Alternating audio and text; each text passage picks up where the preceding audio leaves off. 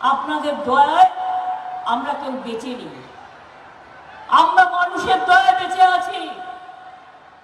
মানুষের অধিকার আমাদের অধিকার। এনআরসি কেন করেছেন বিজেপি? জবাব দিন। ক্যা ক্যা করে কেন চিৎকার করছেন বিজেপি? জবাব দিন। ইউনিফর্ম সিভিল কোড কেন করেছেন বিজেপি? জবাব দিন। আমি এনআরসি চালু করতে দিইনি, দেব না।